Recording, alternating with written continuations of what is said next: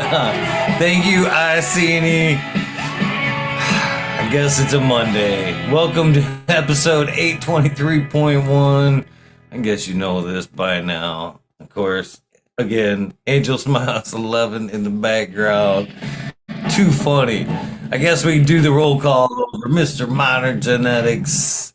Icini, thank you. CJ Abbo. Smoke and Grow Fraser. Cheers, guys. Miranda Family Farms, Road Farms. Mr. Smiley's Gardens popping in. Martial artist. God, you too. I gotta get this chant popped out. Sometimes I lay under the moon. I thank God I'm breathing. Then I pray, don't take me soon. What's up, Mr. Smiley? Sometimes in my tears I drown, but I never let it get. How are you this fine Monday? Good. Monday, fun day. Right on.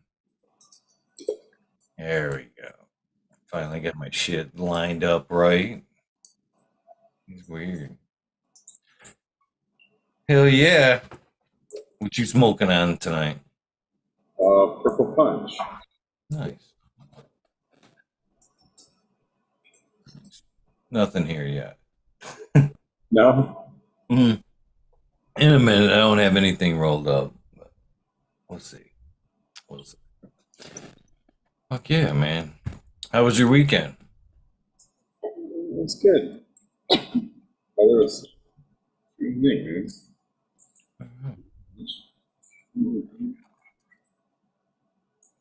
Oh, yeah. That's great. Pretty good day myself. I'm fucking, starting the rebuild process, I guess, in life and everything in general, to be honest with you. And after the race, I decided that I was pretty beat up after the race. I decided I was gonna give my body a little bit of a break, which I didn't. I guess 2 days break. So yeah, that's it. I'll be right back to the grind. Kind of body kept reminding me like, hey, you're not living up to your deal. So I've been taking it a little bit easy. And but the funny thing about all that is, well, before the race, I knew my hips were like off alignment a little bit. And I called a chiropractor and tried to get fucking, and I ran on it, trained on it the whole time, but I tried to get in. Everybody's had a waiting list. So they call like last week, and I'm like, oh yeah, you guys are a little late on that one. But yeah, sure, fit me in. So they take me in, I go in Friday, and like they do their little x-ray thing. And they're going, all right, you got some spots here, there, right off the cuff. Yeah, this is fucked up. Okay. See you Monday, basically. So I go in there today and they do go over like the x-rays with me. And yeah, there was a little bit of some shit there. They informed me that my neck is indeed bent backwards. Yeah, they said it naturally should kind of go like this, arch to the back, but mine's straight and kind of to the front. I was like, yeah, okay, yeah. They're like, yeah, we can try to realign that. Yeah. And they go over the lower back, kind of the reason why I was in there, and told me like show me how bad everything's misaligned in the lower back. All the L's are out. Misaligned, pinching the nerves. They literally looking at me like, yeah, this should hurt.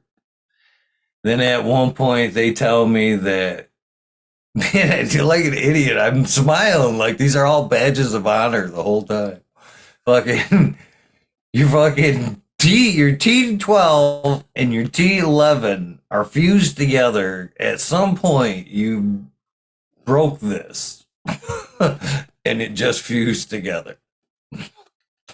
And I'm like, okay, still smiling like an idiot, like, yeah, I did Look at this, man. that. So yeah, I think you got a nice little kind of jerking around today from the chiropractor. Yeah, it was weird, man. Big neck crack, and yeah, it was kind of funny the way they actually like. I'm sure this is, and I know this is kind of common practice, but I just thought it was kind of funny the way they kind of like straightened me out, folded my leg, and then kind of used that as like a Kickstarter for a motorcycle as they put their knee into it, just like, yeah, spun my hips around. Oh, look.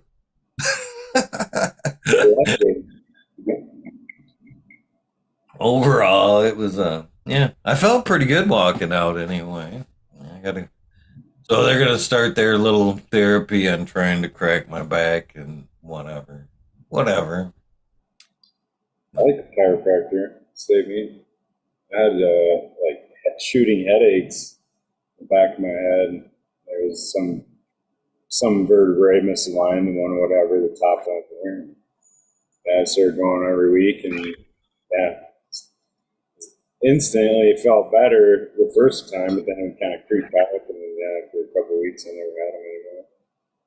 Yeah. It's a fucking weird feeling. I tell you what, the back, yeah, I'm used to cracking the back, and I'm used to cracking my own neck. And as she's telling me, try to not undo, don't, you shouldn't crack your neck. And I'm like, well, I don't, purposely. I do the back and forth. I get some cracks. And then literally as she like, cracks, and fucking, I stand up and I'm like, she turns around. I like almost right then and there. Crack, crack. But I didn't. I resisted the urge.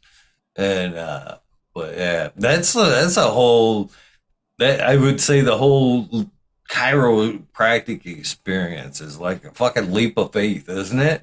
I mean, when you're like, okay, don't fight this at all, relax. I'm just gonna fucking. Nope, a little too hard on that one. Yeah. I actually like felt like push the vertebrae like back up in there, like there you go, you're good. I was like, yeah. I'd never been to. That was my first experience with the chiropractor. Overall, it seemed like a good experience. I'm looking forward to whatever, you know. I have to crack my back. I'll get sick to my stomach if I don't pop my back. It fucks up my whole gut. What's your method on cracking your back? Everybody's got their little, lay on the floor. They got a roller. Some buckers just push their back. I've been into like a door jam before. Just force it in there. Try to get it cracked that way. Walking on the back. My favorite is to almost like bend your knees like you're about to sit down, and then you put your palms right by your hips, and you straighten your arms out. Straighten your elbows. And it seems to like pop the middle of my back then. But I almost have to give that, it don't go right away. I have to just kind of get in a zone where you relax and and so I'm not really getting sick. Yeah. But overall, I think it's going to be a good thing. I was ready, you know what I mean? I was just another day until I got the phone call, so.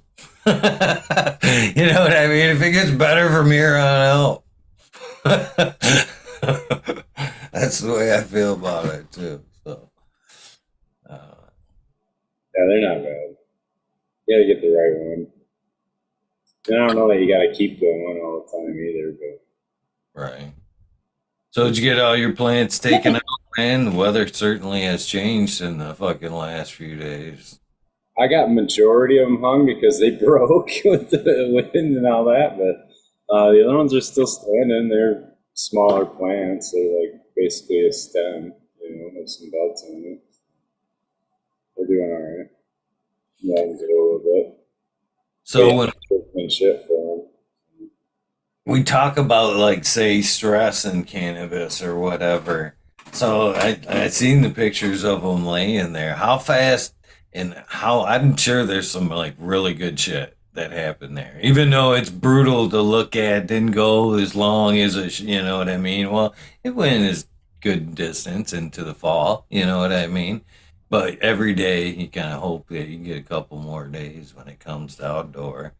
But then you see it laying there, and there's gotta be, it looks horrible, but there's gotta be the plant sitting there just going, come on, get back up. You know what I mean? I'm sure there's a hell of a stress factor there that, although look rough, is probably in some way beneficial to the outcome. You know what I mean? Yeah. The guys that say snap, they breaking the stems at the end and doing shit like that. Yeah, I don't know.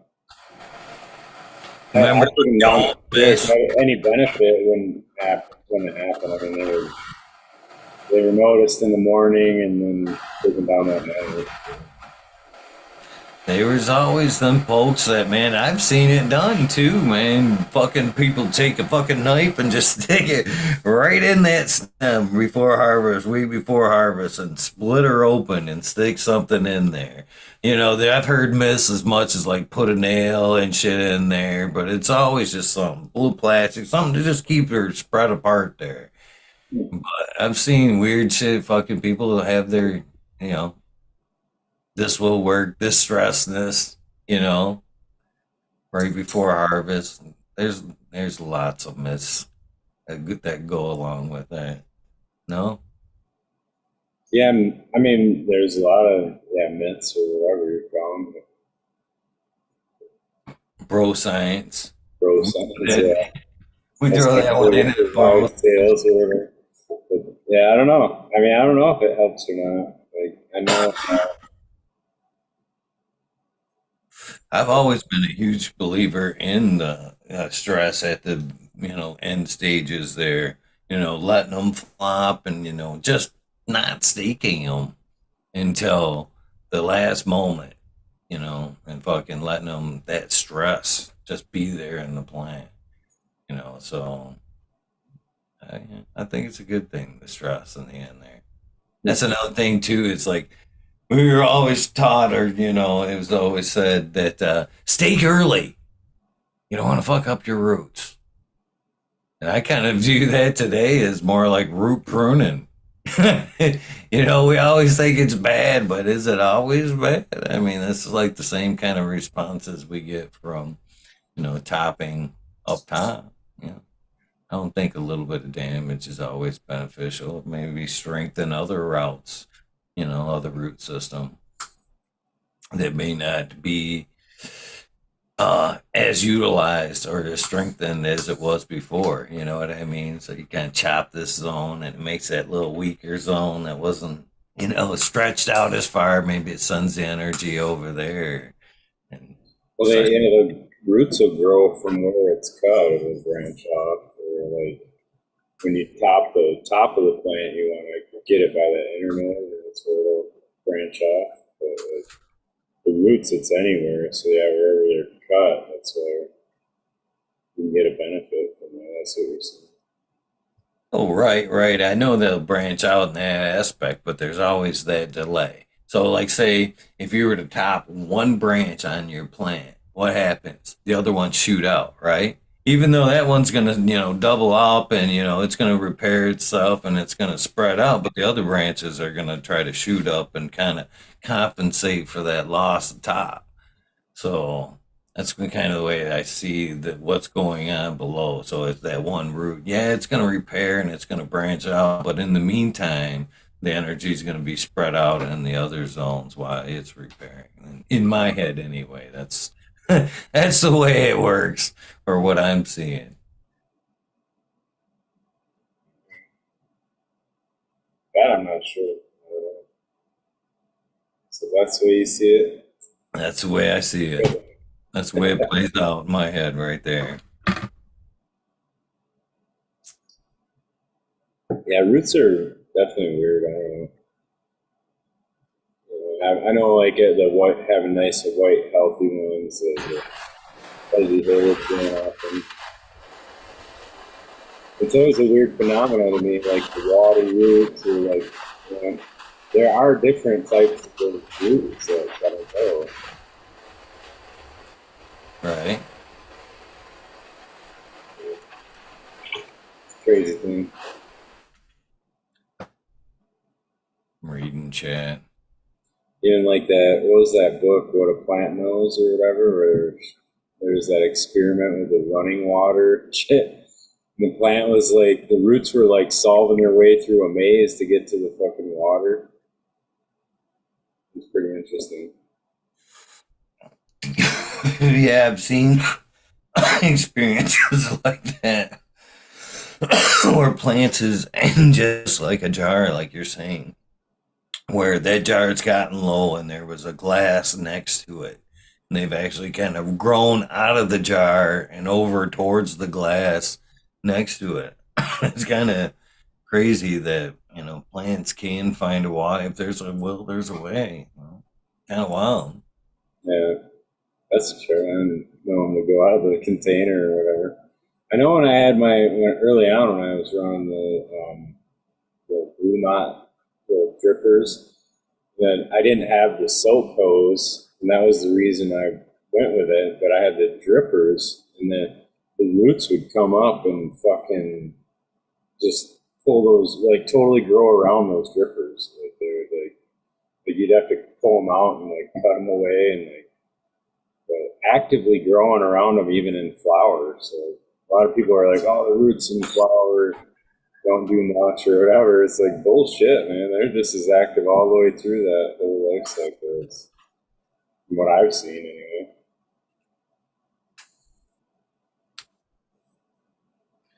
How many Michiganders do we have in chat or close buyers?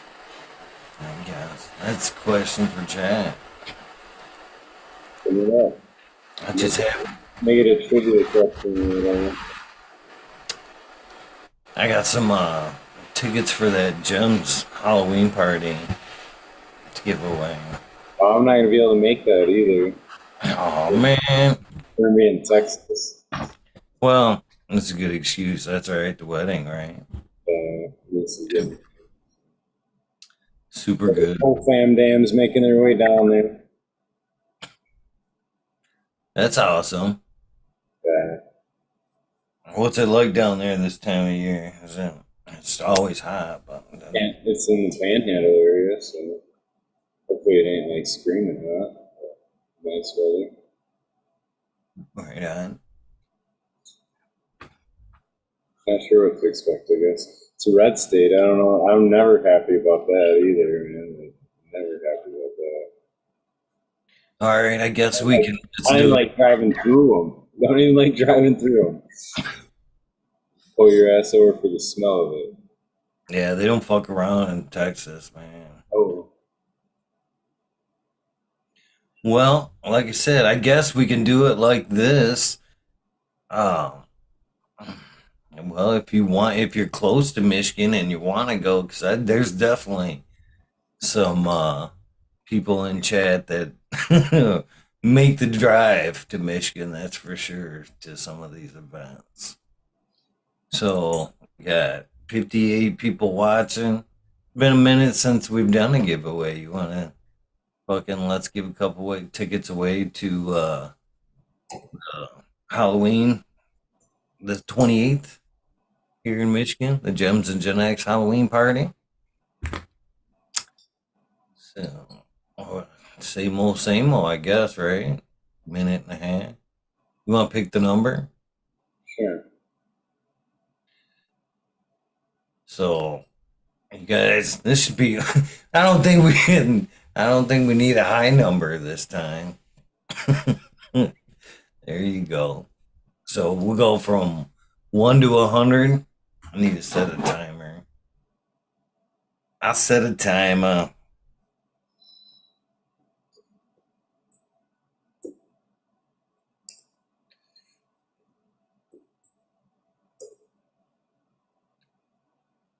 You ready for winter in general? Oh, oh, definitely not. Are you a winter guy? You like to fucking get out there? I used to love that shit.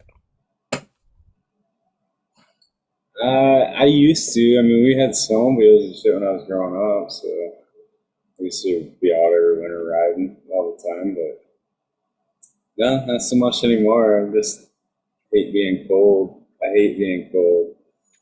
So I do. I hate being cold, man. I don't know.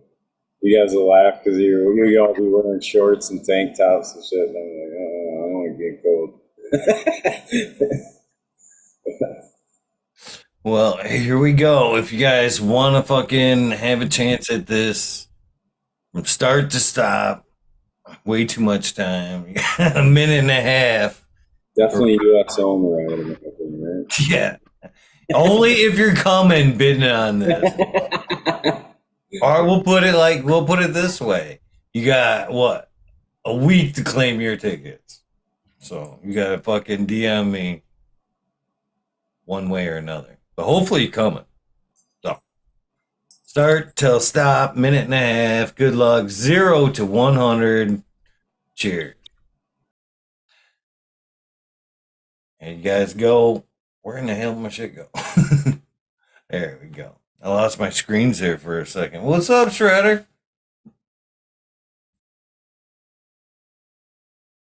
Marshall says 111. You guys are overbidding. But you're still playing, I guess, so have fun.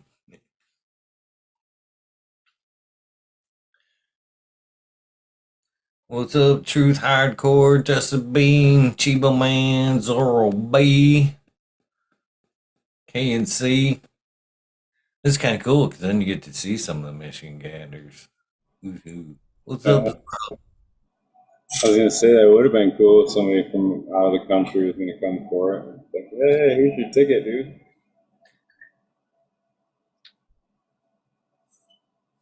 At least get them in free, right? Like, ooh, spend the loot to get there.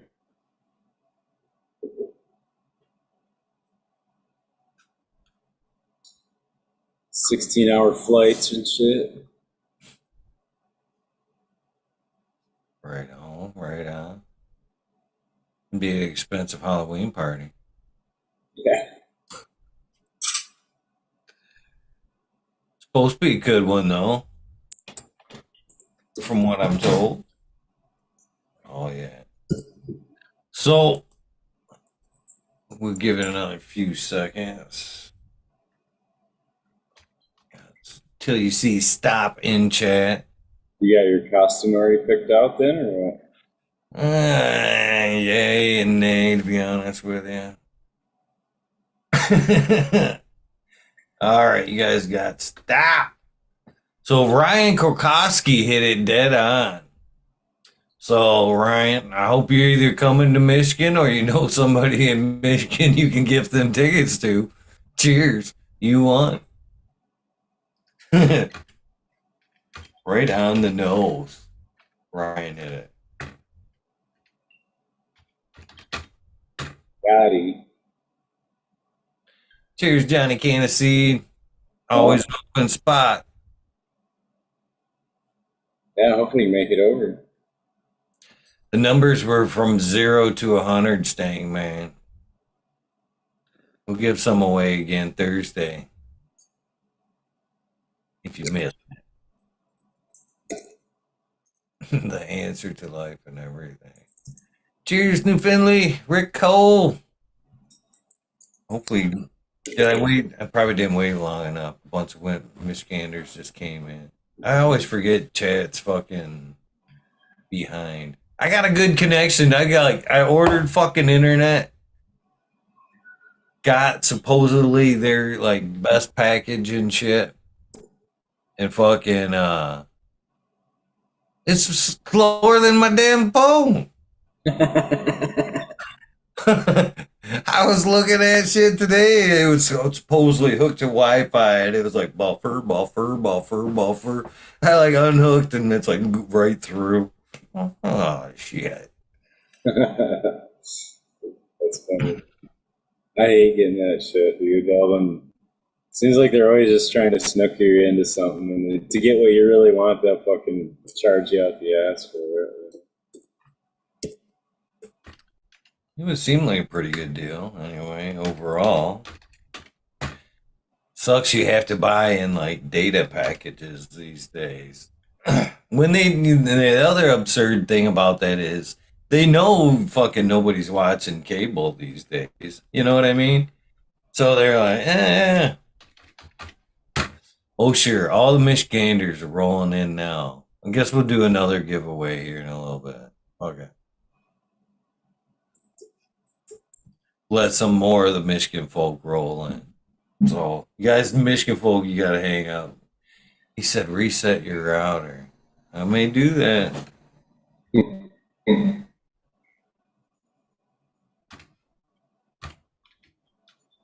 is true. It is true. All kinds of extra bills nowadays. Like, you know what I mean? Just having the phone bill, the fucking internet bill, like, those are two bills right there that, yeah, you go back 20 years, that wasn't, you know what I mean? I guess you had cable, like you say, but still, people are paying for TV too. All three there. The cable fucking channels are all going down and shit. You know what I mean? All the classics channels, a lot of them aren't even there anymore because cable isn't necessarily a thing. Everybody, it's just like everything else. People have transitioned from, you know, watching TV, and when they watch TV, they watch streaming services. Netflix and shit like that kicked the fucking regular TV's ass. You know what I mean? Whole different transition. So that right there made a lot of actual TV stations go under because so many people were just went to streaming services. And now even at that, they because they have to pay or work with providers. You know what I mean? Local providers. Oh, carry our channel. You know what I mean? So they found that they don't even need that person anymore. You know what I mean? It's like fucking straight HBO. You go straight to HBO on your phone, rent that service. You know what I mean? You don't need the cable man for that anymore. Same thing with your fucking computer, TV, whatever. You can download the HBO app, TBS. You name a station, they have, you know, their own streaming platform these days. They figured out they don't need the middleman anymore in a lot of cases. They can even, instead of, you know, paying the provider to carry them or whatever, now they're fucking making money because now you know, you bought a service to that, you know, or it's not always the service, but there's always an extra, usually in that channel's app or whatever. They'll give you free content. They're not gonna give you the aired episode, you know what I mean, until it's old. You know, I don't know. They find new ways to get you these days. It's true though. It's like, like me and Jessica are watching a show. It's we go sit down and watch something. The TV is connected to the internet. It's Netflix. You know what I mean? HBO or whatever, Stars. Or find a movie. And then they fucking hit you on that too. I mean, literally, that's what they're like. I got cocky about it too. They're like, well, how many devices are gonna be hooked up? Like some phones, computer. How many TVs? I'm like, I don't even watch TV. How many TVs? I'm like, what's it matter? They're like, we gotta know. I'm like, no, it's none of your fucking business. Well, we want to measure the data. I mean, you guys watching movies and fucking, you know what I mean? I'm like, oh, you fuck. So we're gonna play like that. Yeah. So yeah, every fucking movie they've got pinned you. They pinned you down. So yeah. So you're saying you don't want to watch TV, you don't watch movies. So they're just making you pad up your shit. Well, their next pitch is on the streaming services and shit like that. It's funny how they do that shit. I don't know. I hate doing that. I guess at this point, I'm just grateful to have internet, really. Especially as quickly as it is. I didn't even fucking have to wait for somebody to come out or whatever. They just sent the fucking router and box.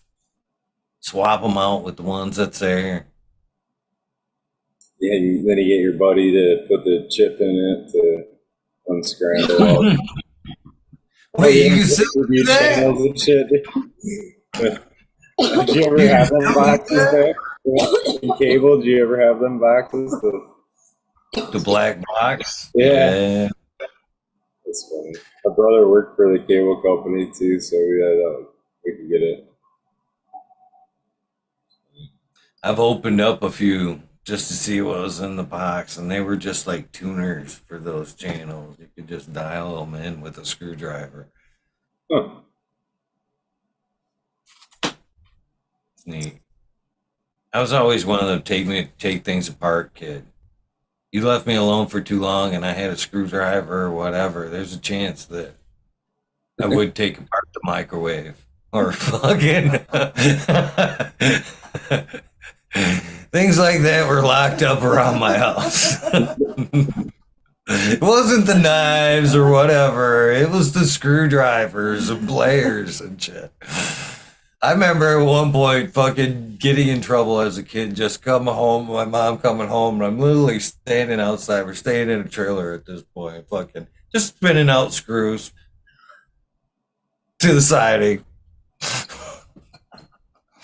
Give me that damn screwdriver.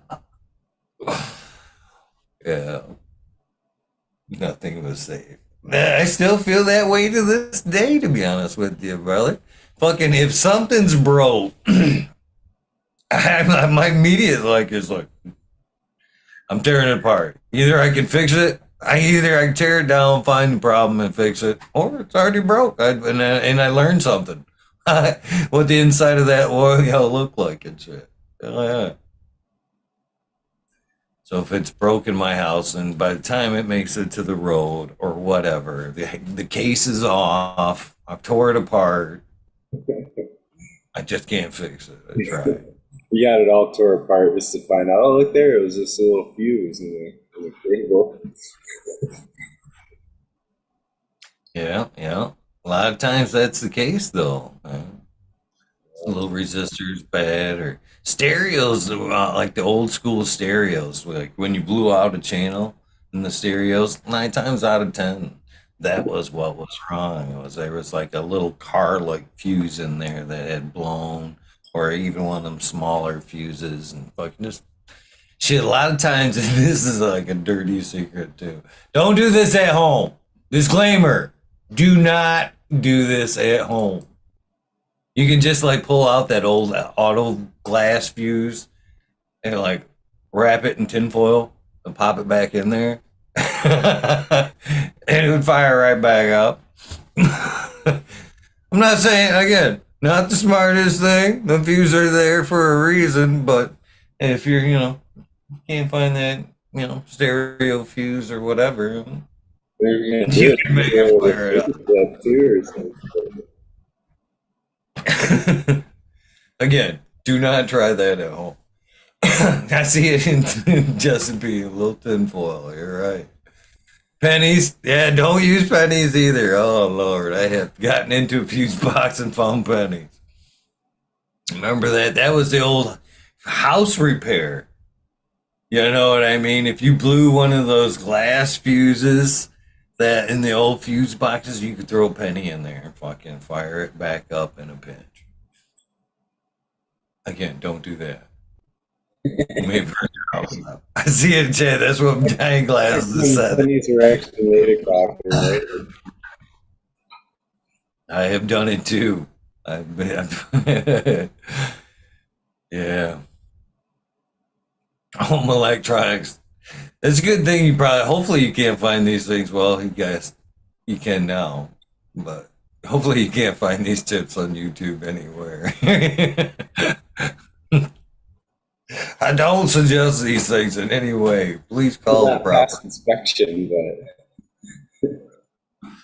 If it's a storm and the hardware is closed and you need to fire the lights back up, be careful.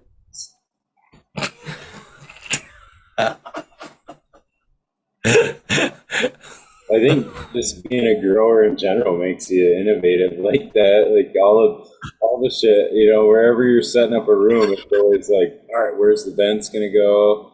The fucking plumbing, how are you gonna power it? You know what I mean? You're figuring all that shit out anyway. Just setting up the grow room in your basement. Oh yeah. Yeah. I can't wait to set up the next grow room. I'm considering maybe a small light, maybe one plant or two. It's over. It's overdue. I think I can pull that off responsibly. You got any kind of a yard where you could go outside? Or next to No. No. Not even an option. In fact, all the neighbors have gates that lead into my backyard. It's like it was family-friendly house that was in the house generations and friends with all the neighbors. And yeah, this must have been the spot because, like I said, all fences lead to here and have a gate. And the front, literally, there's probably about 20 feet road and then nothing but lake. all right. So yeah. So then you got to find a different spot, right? Well, indoors maybe small. I've still got like a little 30 by 30 by 5, something like that. Small closet type thing. I don't know. Itching, man. I'm itching. That's what I'm saying. Place I work for is like one of the parts of the company, I guess. It's like a separate company, but they're really the same location. But they sell these storage containers. And I keep walking in them because I'll get them, they get used ones and they paint them up and they make them look nice and shit. But yeah, they run them and they'll sell them to you. But they're pretty spacious inside there. I mean, granted, somebody's going to know what you're doing in there, but you can block them up pretty solid too, So. Yeah. Should be fun. I can't wait, man. I was looking through, I found a bunch of old grow pictures that kind of got me fired up again. I got out the MacBook, and the MacBook had some, they didn't, old pictures from, one of the first grows. Tons of pictures from, the first grows and shit like that. From the last grows. So I was like, man, it's definitely got me missing it. That's for sure. So I don't know. The bug has been bit. I've been bit by the bug again. I can't wait to try to work something. Yeah, it's hard. It sucks looking at the veggie garden, even seeing it all die away. It's like the routine all summer long, Come home from work, go look at it. Now I come from work and it's all dead. I don't look at it. Well, the fucking and I wanted to say this too. Let's finish the vegetable garden. The vegetable garden's worse because you don't do nothing with that until usually the spring. So the dying out of the vegetable garden is you watch the fucking shit you've kind of gave up on or got frostbite kind of die out on the vines and the plants get nasty and you actually watch them die out and there's nothing but carcasses there as you get that first snow on it and shit's still popping up out of the ground and it's it looks more like a graveyard. The food garden does. So that's, yeah, it's super sad to kind of watch that experience die out in the fall. You miss that, like going out to the garden, and it's worse watching the bones of it though. The rest of the fall. I don't know. Do you till under? Do you knock them plants down? I mean, do you do anything as far as fall, spring prep? Is I hadn't been. I'm gonna try to this year and like get the majority of them out, and I want to try to cover the soil with some straw, put down some bone meal and some stuff. Do you think it would be more beneficial to till in the fall, or if you're going to do that thing, even and maybe you don't till, maybe you just scoop and flip. That's kind of the same, really, but not as intense.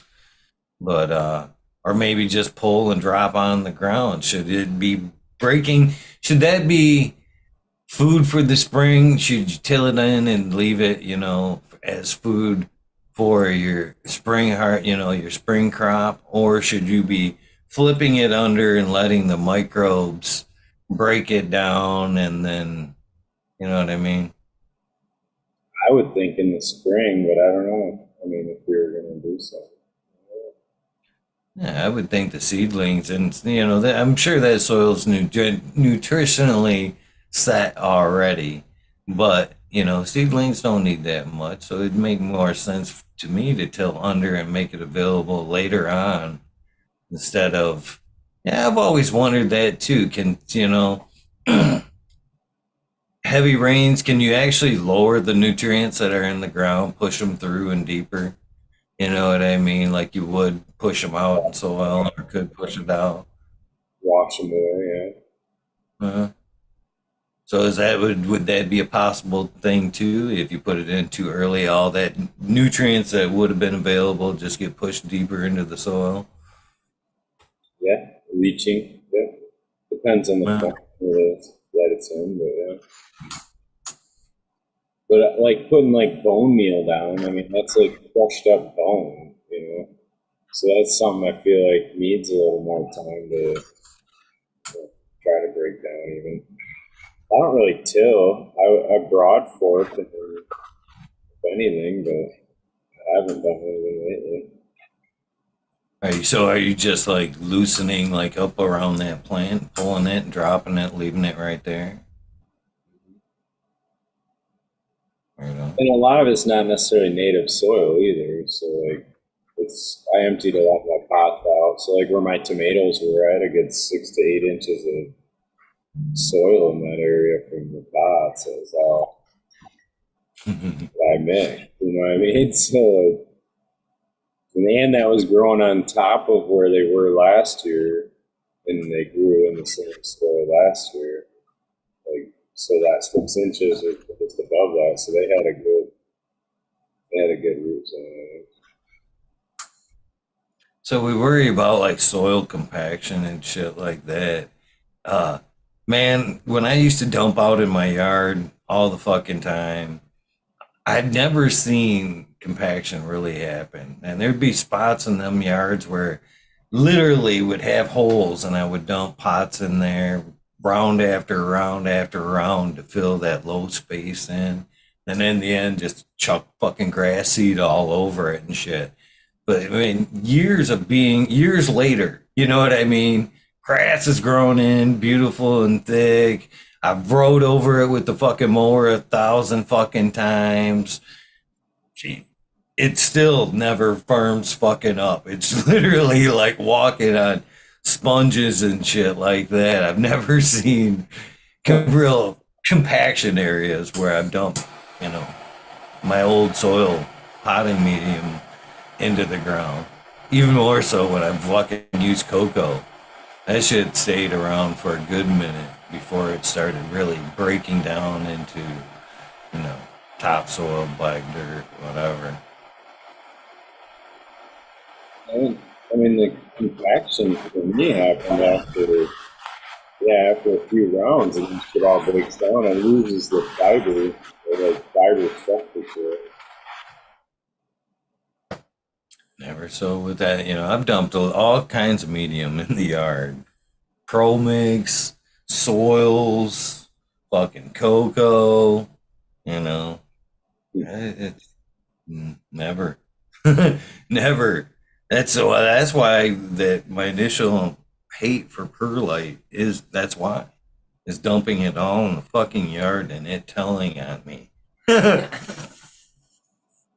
Perlite will haunt you fucking forever if you dump it in your yard. You think you're good. You think you're good for a while, and you get that heavy rain, and then it'll bring more up to the top, and then you'll see it like neighbors drive by and they'll be like, "Damn, did it hail?" No, no, no. It's the perlite. So yeah, that's that in itself has made me change mediums over the years.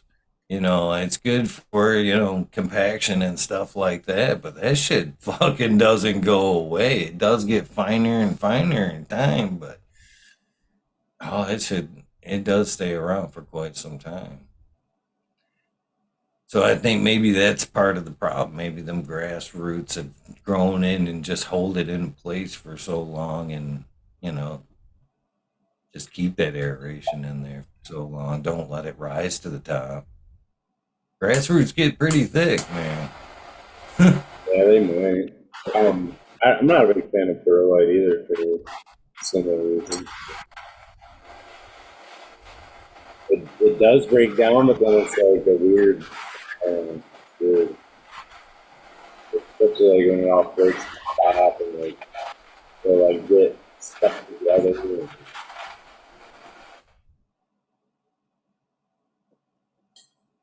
Yeah, I've seen good results in it. Bingus, fucking, I've seen a lot of growers grow in just straight perlite, but just stays there.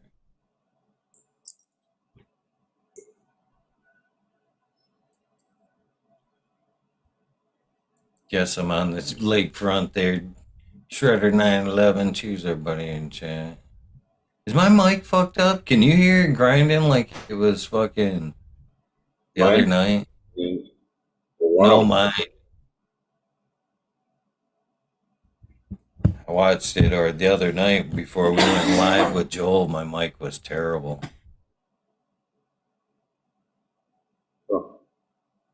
And then I watched Chad Westport's episode that I was on, and I was watching that little bit that I did. My mic was fucked up through the whole thing. I'm like, man. So I'm still wondering if my mic's fucked up because that's the last couple things I've done. Both of them have had. Right now, it's clear. All right, yeah, Bo Wallace is loud and clear. I did undo the mic a couple of times, but that's one you never realize because you sound the same to yourselves. I tried to do a sound check before, but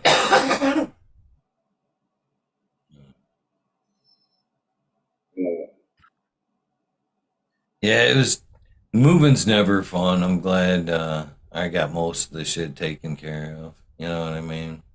Yeah. Settling in that what goes where, all that good shit. Did you get all the shit out of the storage unit then, or fuck no? Yeah. Fuck no, no. That's a lot of stuff. Yeah, not quite ready for all that to find its way out yet. Still finding places to put shit, all that good stuff. So. The essentials are there though. Man. Yeah, exactly. I think I was like, I'm gonna one of these fucking days soon. I'm gonna fucking those very grow pictures that I was talking about. I want to take them off that MacBook or copy them onto a disc, and I'm going to run them on a loop on that TV back there during the WEedNerdWorld episodes and shit like that. That's cool. Quite a bit, man. Between what I found on the MacBook and probably when they fixed the old computer there, They found what was it, 32,000 pictures on that computer. And well, that's the beauty of today. And you know what I mean? This is the same aspect I have with them fucking seeds that I sit right fucking there. And everybody's like, pop them seeds and let them go bad. I've always, there's gems that I'm sitting on still to this day. You know what I mean? That I'm like, no, I only got two or three. Someday there'll be a foolproof method. Science will come. You know what I mean? I'll be able to regerminate those seeds somehow. Foolproof method. I'll crack them. There'll be a secret sauce. Science. I believe it can happen. So, God damn it, I sidetracked on what I was talking about up there. Other than the seeds. Squirrel, damn it! What was I talking about? Seeds. Oh, well, seeds besides seeds. Seeds, I got sidetracked with the seeds. Damn it. Oh, now you got me scared. I thought we were talking about seeds. No, we were, but then we got fucking sidetracked. Well, we were sidetracked when I said seeds. Everybody in chat squirrel too. Oh, Right. Somebody's got it. I know, right? Is anybody paying attention? That's funny. No, I forgot what the fuck I was talking about, damn it. It wasn't, We brought up seeds and everybody forgot what the fuck you were talking about. Yeah, let's talk seeds. oh, I've completely scrolled on that. That's Pictures funny. on your computer. That's Yes. Dream That's Great. it. Thank you, Smiley. It's Thank you. Great. Got it in the chat. Thank you. So, yes, as I hope that there'll be the technologies to rebirth those seeds, I have stacked on years of fucking old phones, computer hard drives that have taken a shit. You know what I mean? Look, computers went down. I'm like, always been that paranoid motherfucker too. Yeah, I'll take it to the road without this fucking hard drive. Yeah. You can have the carcass, but you can't have that hard drive right there. And I've just got a stack of hard drives from ever, and ever.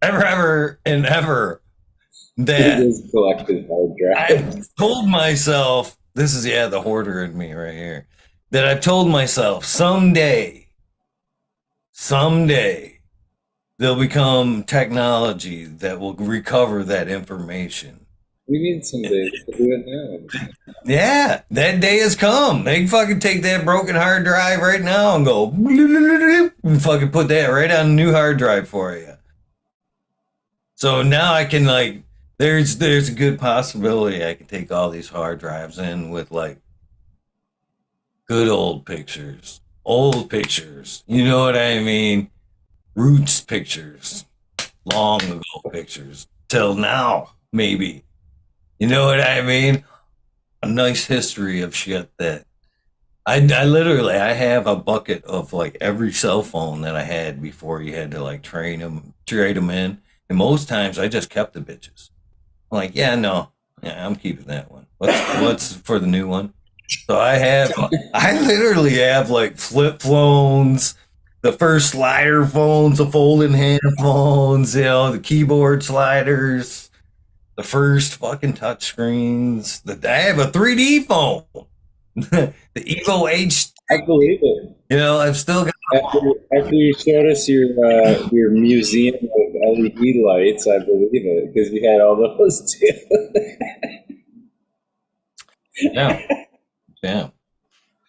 So the moment has arrived. I'm very bright-eyed, bushy-tailed that I'll be able to regain some of that lost shit. As I look through, I'm glad I sat on that shit, man, because as I looked through the hard drive, I didn't make it even through what was on what I have still. And it was nice to look back at,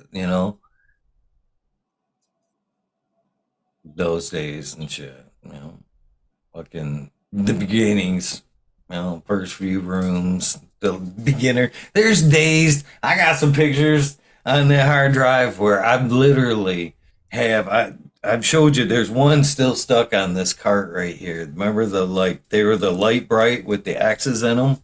You know what I mean?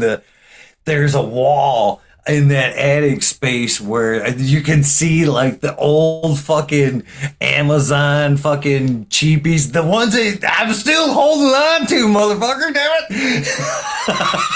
it. You can see them all in play in this little room and shit in the attic and shit. But yeah, it's kind of funny to see, we never quit, do we?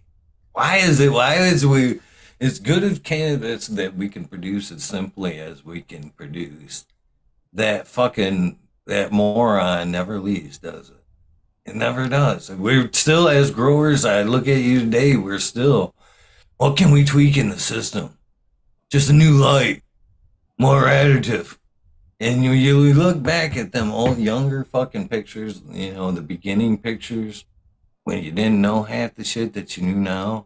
And the fucking plants were fucking amazing.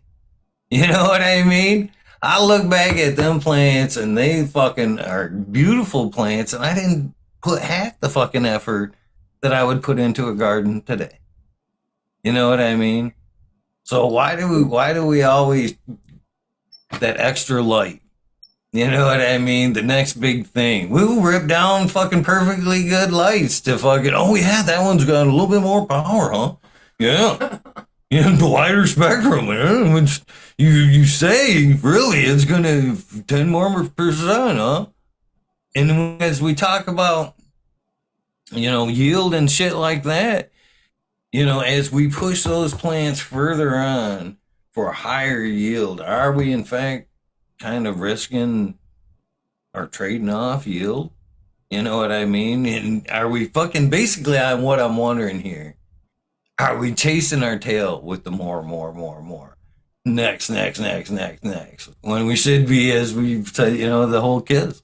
Should we be keeping it fucking simple? Should we like X out, the whole keep up with the Joneses, you gotta have this, and just kind of go back to with some of the basic shit we learned on, you know what I mean? The shit, you think about it. How many fucking grows did you, first ones were fucking pretty fucking awesome. Second, third, you start tweaking shit. You know what I mean? Oh yeah, I'm gonna do this and that, and then these things spiral out of and they start sliding this way and that way, and you're like, what the fuck did I do? You know what I mean? It's the more. And then I think it's happening throughout our whole grow career. You know what I mean? Oh, I've added this time and fucking spun it sideways this. Why can't we just, deal with the beautiful plants that we did with the simplicity and quit trying to fucking add more and just go back with the, Because we always want to have the best weed. That's what everybody wants to be able to, the best or whatever. So, yeah, so we're suckers for it because we're, the next snake oil thing comes along, whatever it is. Oh, terpenators. Hey, we can increase your terps. Why did that get so popular? Well, that was right when all the buzz about terps was coming about. You know what I mean? Like, so everybody was like, oh, hearing about you got to have terps in your bud, and then, oh, you got this terpenator shit. Next time they're at the grocery store or whatever, and yeah, fuck yeah, let's try that one round. Do it as a tester. What Terpinator actually taught me, and this is another one of those, do not do this, I don't encourage this practice at all, is that you can indeed water in terps to your plant. You know what I mean? I had all my plants all had their individual terp profile before my use of Terpinator. After consistent use, and especially clone after clone after clone, that limonene showed up in fucking every plant. Every plant. You couldn't get away from it. It was like, oh, it's in here, this too. So yeah, So if it's that simple as watering in with something like that, and your plant can adopt that, you know what I mean? I'm 100% people have watered in these juices, fermented juices and shit like that are indeed adding some type of terp profile to the plant. I think so. Uh, I think you can, you can adjust the response to the plant definitely. I mean, haven't they known that for years? I mean, tried to sell it to us as, advanced nutrient products, the grape and the candies and shit like that. And when that just pretty much flavored sugar water that you could kind of take notes of in your over expensive cannabis and shit like that. Yeah, no. Yeah, I mean, a lot of that stuff's just marketing. They're just marketing to people that want to think there's some secret. There's no secret. There's no secret trick. There's nothing. You want to know the most important thing? It's still fucking watering. You want to know the hardest thing about growing? It's still fucking watering. Like, it's the basic shit. It's still the basic shit. And you gotta have that right. Or you gotta have air movement. You gotta have, just the basic shit. But there's no secret ingredient. And that's what everybody gets sold on, is the idea that there's some secret trick. Oh, you got to do this thing to it. You know what I mean? Whatever it is, like driving a nail through a stem or whatever. Talking earlier, but yeah, they sell you on that marketing idea of that whole this is the edge. This is gonna put me up, dude. I'm gonna be one step ahead of the next guy because of this one thing. Nobody else does that, even though everybody else is doing that because it's the fucking marketing thing right now. It has been kind of funny to look back on some of the trends and shit in the industry. Yeah, it's funny because you can see the trends too. As we watch these shows and you learn as that's the beauty of cannabis right now is, it is still pretty much and should be an open source learning. You know what I mean? Everybody's contributing in their ways, putting information out, what's right or what's wrong or whatever. You know what I mean? Depends on pretty much person who's telling it, a little bit of backup in the proper platform. Even the proper weird bro science, you give them the proper platform. Oh, this works for me. I'll do this. You'll see it go on a lot of grow rooms because, it was on that platform. It's got to work. You know what I mean? So trends are very much created. I'm still very much adamant, as we talked about from day one when we talked about this.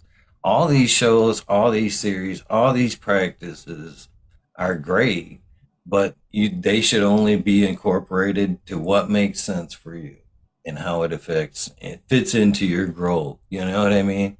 There's a lot of practices that shouldn't even end up in a 4x4. You know what I mean? You're silly for trying to implement shit like that. You know what I mean? And I've always kind of been like that on CO2. We've had that conversation. That's one of those things, more and more and more. Is it absolutely necessary? And at what point is it necessary?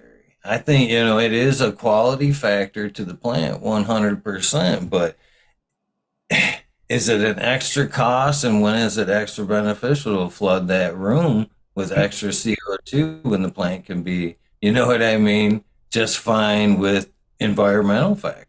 You know what I mean?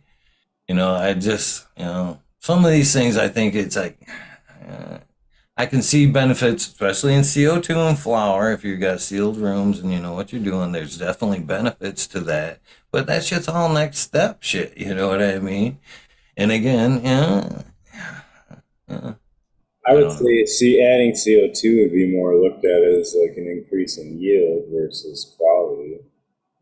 And again, I kind of put that down to, when should that be implemented? To me, that should come later after you've kind of mastered out all the other things in your room, and now you're like, okay, I need that extra 10-15% that Yeah, you should CO. experience without it and then add it and then know what the change was. I could see that. Well, I guess all right. Let me I personally ran without it and noticed that difference. And it was, yeah, like if your plants absolutely need CO2, and if you're not getting it to the room or fresh air in the room, you're not That's where I was kind of backtracking a little bit there. See, well, most of the time when I've always left my spaces somewhat open or well aerated, so I've never really worried about CO2. Most cases, I've always drawn from the outdoors and filtered several times before it actually got into my grow room. But I figure if it was ambient enough and the plants did well out there, you know what I mean? When I'm pumping in the CO2 that I'm pumping in from outdoors should be adequate for my plants indoors. I shouldn't have to go above and beyond if it's coming in. But like you're saying, now if we're talking about 4x4 tents, you know what I mean, and you don't open the doors or can't open the doors like I'm accustomed to, yeah, the CO2 bag or some type of supplement in that environment, I could see beneficial. But if it's, you know what I mean, you're instantly adding it thinking you're going to get a great yield because you had it. There's different reasons to add it, I guess. You're right. Yeah, that's not the one thing. It's a piece of the puzzle, so to speak. I always think of guys like with their cars too. They want to tune up their car and make it fast, and they just do one thing, like or you can't just change the cam. Like you got to change the fuel because now the cam's gonna demand a different fuel supply. You know what I mean? There's different shit you got to go along with this one change that you want to make it all in tune with each other. I agree. I think, but I just CO2 is absolutely a part of photosynthesis, it's a part of the plant. Like you have to have CO2 going in the room to a certain level. So if you have a sealed room, you will be surprised how much the plants will consume out of that room. And some of the guys in chat are talking about those, people and I've heard pets mentioned too. Like, yeah, that adds CO2, but you'd be surprised how quickly they consume CO2 out of a room. It's something that needs to be cycled. Like you have to have somehow refreshing the level of CO2 in that room. And everybody's is different, and I get that too. And the number of plants matters, and like all that shit. But how much light they get, all that. I just, from personal experience in a room where you get it all set up and you think, oh yeah, ambient CO2 is fine, and then you don't realize how quickly, because that's CO2 around each leaf, right? Like where are they consuming it? It's at the stomata, it's on the leaves. So now you have to have enough air or vapor exchange at the leaf surface to be able to refresh that CO2 around that stomata every time. And I think that's where like bushy plants, even though yes, they're possibly those leaves are going to generate photosynthesis, but not if they're not able to get CO2. So if that leaf can't breathe, then it can't regenerate and grab more CO2 from the air around it, then it's not going to be photosynthesizing. And that's why like you'll see some of the inner leaves get all shitty too, because they're not able to breathe and do all that. It's just one thing that I think like actually having that measuring CO2 in your room at one level where the sensor is part of the puzzle too, because you have to be circulating that past the leaves. The leaves have to be able to exhale and breathe in again. So that's where it's important to have the circulation going on too. So it's not just, oh, I added CO2. It's, well, how is that CO2 getting distributed around the room? How accessible is it to the plant? I agree. So, in the last room there, where everybody's seen, I did the show from there. Winter or summer months, my CO2 in that room would vary from 6 to 800 during summer months. And then when it was just drawing from the lung room, which was connected to the main part of the house. So in summer months, a door, a fan and filter, hallway, lung room, fan and filter, and it being blown into the plants. In each case, a number 10 HEPA filter, cleaning the air in each stage. So summer months, the door wide open, sucking in that outside air, 6 to 800 was pretty average and constant in that room, and even sometimes even a little bit higher. You get working out in that room or whatever, doing shit I did in that room, and fucking. But during the winter months, I could see that as far. I've seen it as high as 1100 in that room, just kind of pulling through the house, the warm air through the house, and using basically the whole house as a long room and being filtered once, through before it goes in. But yeah, I've seen some pretty good levels of CO2 in the grow room, kind of. So, which kind of brings us, you're talking about like how the plant utilizes it. CO2 is a heavy gas, so it should, like most people, I've always thought funny that I see people using these CO2 bags and they're throwing it in the bottom of their tent. In reality, or again, back into my mind, I always put mine up high because I knew CO2 was a higher gas and I didn't want it, hanging around floor or root zone when it could be trickling down and kind of falling into my canopy a little bit, hopefully being, so you know what I mean, instead of, you know, being floor level and maybe not as utilized as it could probably be. So even like say if we're in a room, are you running it through hoses to each plant using like halos or emitters along the wall? And again, if it's emitters along the wall, should they be, countertop height? Should they be higher up? So like we're kind of discussing, it kind of like gently falls through the room instead of having to blow it from the floor up into the plants. Yeah, I always mounted mine was higher up, but that's the kind of knowledge on it, like you're saying, is like you want up and trickling down or whatever. But I don't know that it. I don't know. I guess I don't know how much it settles out or how fast it settles out. I guess in the air, so where having some fans circulating shit around, like, is it really ever like settling out? I don't know.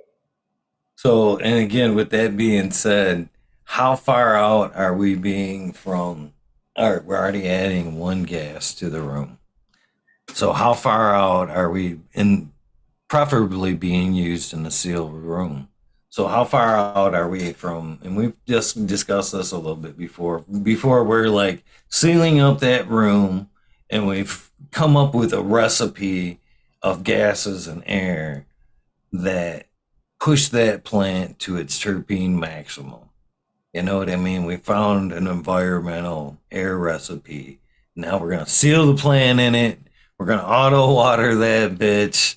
You know what I mean? Block it out from everything because we found, again, another level to the secret sauce. How long before we're pushing our gardens to, or we see that as common practice? Is, you know what I mean, in some of these gardens. That's a long way off. I mean, even if somebody discovered it, it'd take a while. Because I think it's a possibility. I think we're going to see it here, or it's already being tested or thought of. yeah, I mean they package shit with nitrogen and all that. There's different experiments that way. Like what are you packaging it with? Because you want inert gas, so it's the oxygen that oxidizes. Right on. Yeah. Yeah, man, it's a slow night. It's my time to jump out. You be chill by yourself. Eh, It's whatever. I do this for them. If they don't want to show up, I got shit to do too. So, Yeah. yeah. Whatever, Smiley. If they don't come, I go. So, We got the Friday show too. That's this one, 13th, yo. 7 o'clock. See you there. That's the time. Yep. Same time, 8 o'clock, right? 8 o'clock or 7 o'clock? Was it 7 o'clock? Did we go 7 o'clock last time? Yeah, we went 7 o'clock last time. 7 and All 9. right. Yeah. Then 7 it is. 7 it is then. Yeah. I'm still new to the newness of the Friday thing. Yeah. Yeah, I think we get used to it. All right, man. Right. Appreciate you. Hope you have a good week. Good to see you, Angel. Okay, Have a good one, brother. Have a great week. now we can't see her, so it's good to see her.